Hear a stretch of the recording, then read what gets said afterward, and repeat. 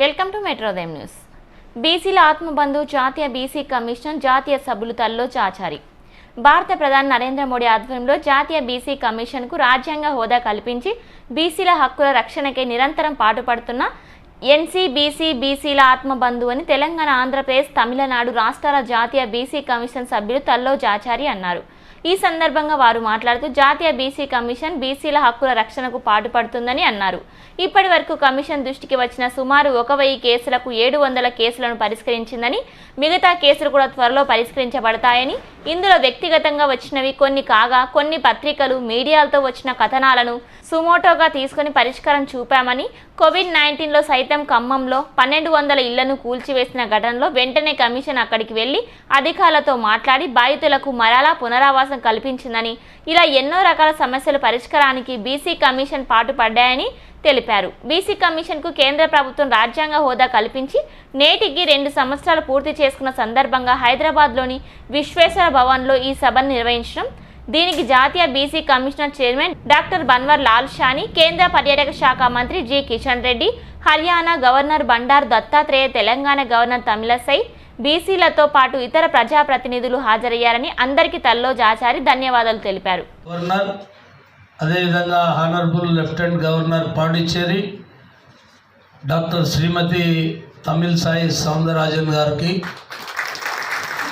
అదేవిధంగా guest of honour గౌరవనీయులు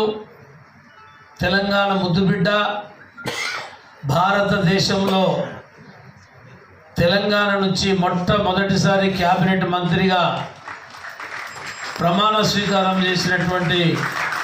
మన గౌరవనీయులు జి కిషన్ రెడ్డి గారికి, అదేవిధంగా గత 4 దశాబ్దాలుగా ఆంధ్రప్రదేశ్, తెలంగాణ రాష్ట్రంలో పుట్టిన బిడ్డకెళ్ళి 100 సంవత్సరాలు ఉన్నటువంటి ప్రతి వ్యక్తిని ఆప్యాయంగా పలకరించేటువంటి ఒక మహోన్నతమైనటువంటి హృదయం కలిగినటువంటి అపార రాజకీయ అనుభవం ఉండి కేంద్ర మంత్రిగా అనేక పర్యాయాలు సికింద్రాబాద్ పార్లమెంట్ సభ్యునిగా మన ప్రాంత ఒక పెద్దన్నగా ప్రస్తుత హర్యానా గవర్నర్గా ఉన్నటువంటి పెద్దలు బండారు దత్తాత్రేయ గారికి, అదేవిధంగా ఈ సమావేశానికి వచ్చినటువంటి అనేక మంది బడుగు బలహీన వర్గాల అనేక సంవత్సరాలుగా ఉద్యమాలు చేస్తూ బీసీల సమస్యలపై పోరాటం చేసినటువంటి అనేక మంది పెద్దలు, మాజీ శాసనసభ్యులు, అదేవిధంగా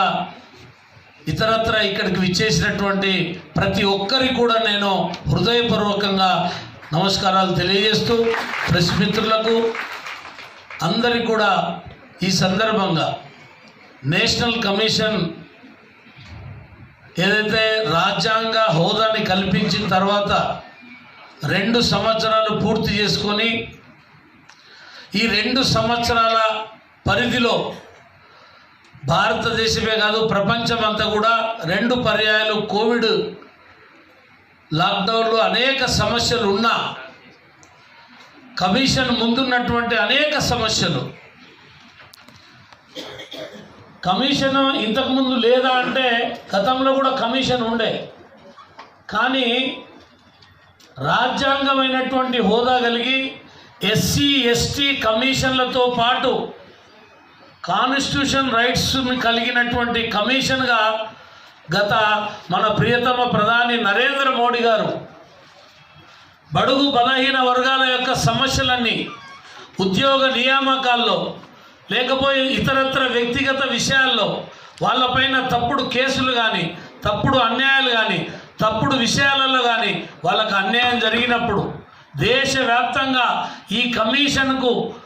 కాన్స్టిట్యూషన్ రైట్స్ని కల్పించి బీసీలు కూడా తమ యొక్క సమస్యలను పరిష్కరించుకునేటువంటి ఒక వేదికని మన ప్రియతమ ప్రధానమంత్రి నరేంద్ర మోడీ గారు పాత కమిషన్ని రద్దు చేసి కొత్త కమిషన్ని మొదటి ఏదైతే ప్రధానమంత్రి గారి యొక్క మొదటి సమావేశంలోనే ఈ యొక్క కమిషన్ని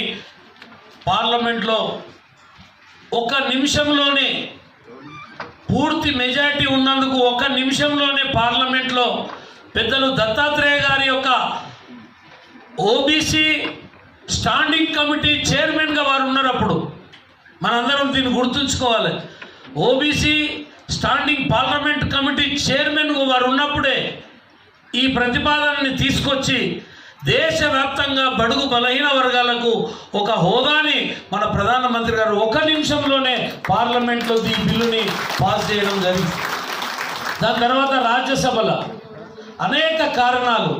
ఇతరత్ర పార్టీల యొక్క వాళ్ళు కొంత ఈ బిల్లుకు మద్దతు ఇవ్వలేకపోవడం వల్ల 1 సంవత్సరం కాలం పాటు కాలయాపన జరిగిన తర్వాత మళ్ళీ అన్ని పక్షాలంతా కూడా సమర్థించి ఈ బిల్లుని రాజ్యసభలో కూడా ఆమోదింపజేసి కాన్స్టిట్యూషన్ రైట్స్ని కల్పించి మొదటి చైర్మన్గా భగవాన్ లాల్ సహాని గారు, వారు బీహార్ రాష్ట్రానికి సంబంధించినటువంటి మత్స్య కార్మికుని సంబంధించినటువంటి ఒక వ్యక్తిని ఈ దేశానికి, ఒక ప్రొఫెసర్ని ఈ దేశానికి చైర్మన్గా నియమించడం జరిగింది. అదేవిధంగా వైస్ చైర్మన్గా లోకేష్ కుమార్ ప్రజాపతి, ఒక కుమ్మరికి సంబంధించినటువంటి అతన్ని ఈ దేశానికి వైస్ చైర్మన్గా, సుధా యాదవ్ గారిని ఒక సభ్యునిగా, కౌశలేంద్ర పటేల్ వారణాసి ఈ దక్షిణాది రాష్ట్రాల నుంచి మన ప్రియతమ ప్రధాని గారు అమిత్ షా గారు,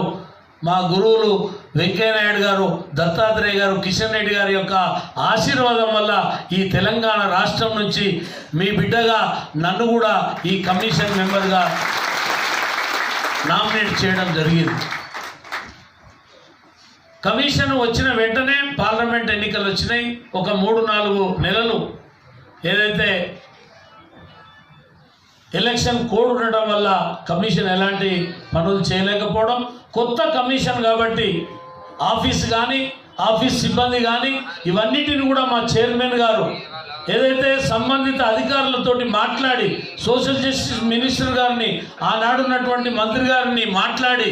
ఏదైతే మాకు ఫుల్ ఫ్లెడ్జ్ కమిషన్కు ఏదైతే సరిపడేటువంటి ఉద్యోగులను సమకూర్చాలనేటువంటి దాని మీద 2 సార్లు ప్రధానమంత్రి గారిని, అమిత్ షా గారిని కోరడం, అదేవిధంగా సోషల్ జస్టిస్ మినిస్టర్ గారిని కోరి మా యొక్క ఆఫీసును కూడా రెనోవేట్ చేసి ఈరోజు దేశవ్యాప్తంగా అంటే ఒక సభ్యునిగా సుమారుగా 1093 కేసులు నాకున్నటువంటి 8 రాష్ట్రాలల్లో, నాకున్నటువంటి 12 డిపార్ట్మెంట్లల్లో సంబంధిత ఇండివిజువల్ గ్రీవెన్సెస్ కావచ్చు, లేకపోతే సామూహికమైనటువంటి గ్రీవెన్సెస్ కావచ్చు, ముఖ్యంగా తెలంగాణ, ఆంధ్రప్రదేశ్, తమిళనాడు ఈ రాష్ట్రాలతో పాటు మహారాష్ట్ర, గోవా, అదేవిధంగా త్రిపుర, దయ్యూ డామన్ సంబంధించినటువంటి రాష్ట్రాల్లో ఉన్నటువంటి సమస్యలన్నిటిని కూడా 1093 కేసులు అత్యధికంగా నా దృష్టికి రావడం, సుమోటోగా కొన్ని కేసులు, లేకపోతే ఎక్కడైతే పత్రికల ద్వారా, మీడియా ద్వారా వచ్చినటువంటి కేసులను కూడా సుమోటోగా తీసుకొని చాలా కేసులన్నిటిని కూడా సుమారుగా 780 కేసులు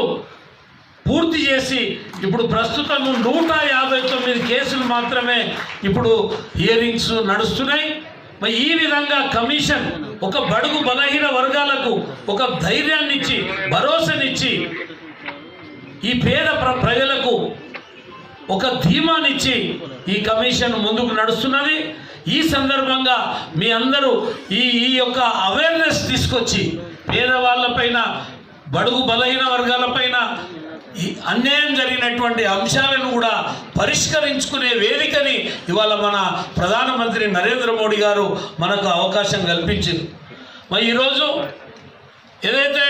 2003లో నన్ను ఆశీర్వదించి పెద్దలు దత్తాత్రేయ గారు పాలమూరు జిల్లా, మహబూబ్ నగర్ జిల్లాకు అధ్యక్షుడిగా చేయడం, ఆ తర్వాత సమర్థవంతంగా ఆ బాధ్యతను చేసి రాష్ట్రంలో మొదటిసారి నాకు పెద్దలు మా కిషన్ రెడ్డి అన్నగారు రాష్ట్రానికి ప్రధాన కార్యదర్శిగా నియమించడం, 3 పర్యాయాలు డాక్టర్ లక్ష్మణ్ గారి నేతృత్వంలో కూడా జనరల్ సెక్రటరీగా చేస్తున్నాం. అనేక సమస్యల మీద అవగాహన ఉన్నటువంటి నాకు ఈ అవకాశం కల్పించినందుకు గ్రామీణ ప్రాంతాల్లో గ్రాస్ లెవెల్లో పేదవాళ్ళ సమస్యలని పరిష్కరించేటువంటి ఒక మహత్తర అవకాశం నాకు కల్పించడం జరిగింది. మరి నేను పెద్దలు చాలామంది పెద్దలు మాట్లాడేది ఉంది. ముఖ్యంగా ఒక 2-3 విషయాలు ఈ కమిషన్ వచ్చిన తర్వాత